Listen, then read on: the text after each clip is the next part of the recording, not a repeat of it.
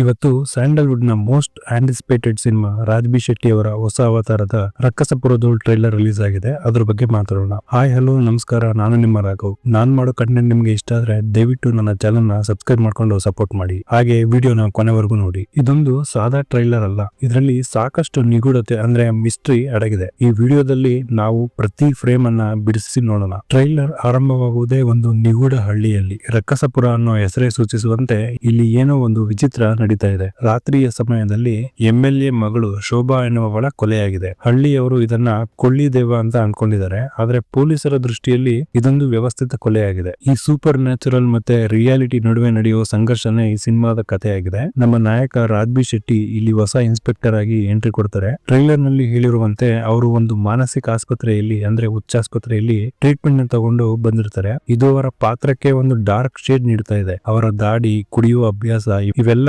ಅವರೊಬ್ಬ ಅನ್ಕನ್ವೆನ್ಷನಲ್ ಕಾಪ್ ಅನ್ನೋದನ್ನ ತೋರಿಸ್ತಾ ಇದೆ. ಟ್ರೈಲರ್ ಕೊನೆಯಲ್ಲಿ ಒಂದು ಹೆಸರನ್ನ ಹೇಳುವಾಗ ಎಲ್ಲರೂ ಹೆದರ್ಕೊಳ್ತಾರೆ. ಕೊಲೆ ಮಾಡೋದಕ್ಕೆ ಬಳಸಿದ್ದು ಕಬ್ಬಿಣದ ರಾಡ್ ಅಂತ ಹೇಳಿ ಹೇಳ್ತಾರೆ. ಮತ್ತೆ ಒಂದು ಹಳೆ ಕಪ್ಪು ಕಾರ್ ಕೂಡ ಬಳಸಿದ್ದಾರೆ ಅಂತ ಹೇಳ್ತಾರೆ. ಇದು ಕೊಲೆಗಾರ ಕೂಡ ಆ ಹಳ್ಳಿಯವನೇ ಆಗಿರ್ತೇನೆ ಅನ್ನೋದನ್ನ ಸೂಚಿಸುತ್ತೆ. ಟ್ರೈಲರ್ ನ ಪ್ರತಿ ಫ್ರೇಮ್ ಕೂಡ ತುಂಬಾ ಗಾಢವಾಗಿದ್ದಾವೆ. ಕ್ಯಾಮರಾ ವರ್ಕ್ ನಲ್ಲಿ ಕಾಡಿನ ಭಯಾನಕತೆ ಮತ್ತೆ ಹಳ್ಳಿಯ ನಿಗೂಢತೆಯನ್ನು ಅದ್ಭುತವಾಗಿ ಸೆರೆ ಹಿಡಿದಿದ್ದಾರೆ. ನಿರ್ದೇಶಕರು ಪ್ರತಿ ದೃಶ್ಯದಲ್ಲಿ ಒಂದು ಕುತೂಹಲ ಹುಟ್ಟಿಸಿದ್ದಾರೆ. ಉದಾಹರಣೆಗೆ ಟಾರ್ಚ್ ಇಟ್ಕೊಂಡು ಬರೋ ಆತ್ಮದ ದೃಶ್ಯಗಳು ಜನಸಾಮಾನ್ಯರಲ್ಲಿ ಸ್ವಲ್ಪ ಭಯನ ಹುಟ್ಟಿಸ್ತವೆ ಅಂತಾನೆ ಹೇಳ್ಬೋದು. ಇನ್ನು BGM ಬಗ್ಗೆ ಮಾತಾಡಿದ್ರೆ ಅರ್ಜುನ್ ಜನ್ಯ ಅವರು ಈ ಬಾರಿ ಮಾಮೂಲಿ ಸ್ಟೈಲ್ ಬಿಟ್ಟು ಕಿಕ್ಕೇರ್ಸೋ ಹಾಗೆ ಒಂದು ಮಿಸ್ಟ್ರಿ ಮ್ಯೂಸಿಕ್ ನ ಕೊಟ್ಟಿದ್ದಾರೆ. ಆ ಸೌಂಡ್ ಥಿಯೇಟರ್ ನಲ್ಲಿ ನಿಮಗೆ ನಡ್ಕ ಹುಟ್ಟಿಸೋದ್ರಲ್ಲಿ ಡೌಟೇ ಇಲ್ಲ. ಇನ್ನು ವಿಜುವಲ್ ಕ್ವಾಲಿಟಿ ಕೂಡ ತುಂಬಾ ಚೆನ್ನಾಗಿ ಬಂದಿದೆ ಅಂತ ಹೇಳ್ಬೋದು. ಸಿನಿಮಾದ ಮೈನ್ ಕೋರ್ ಬಗ್ಗೆ ಮಾತಾಡೋದಾದ್ರೆ ಸಿನಿಮಾದ ಆತ್ಮ ಹಳ್ಳಿಯ ನಂಬಿಕೆಯಲ್ಲಿದೆ, ಆದರೆ ನಾಯಕ ಅದನ್ನ ಲಾಜಿಕ್ ಮೂಲಕ ಹುಡುಕಲು ಹೋರಾಡ್ತಾ ಇದ್ದಾನೆ. ಟ್ರೈಲರ್ ನಲ್ಲಿ ಬರುವ ಸೂರ್ಯ ಹುಟ್ಟುವ ಮುನ್ನ ಹಿಡಿತೀನಿ ಅವನ್ನ ಅಂತ ಹೇಳುವ ಒಂದು ಸಂಭಾಷಣೆ ಕಥೆಯ ವೇಗವನ್ನ ತೋರಿಸುತ್ತೆ.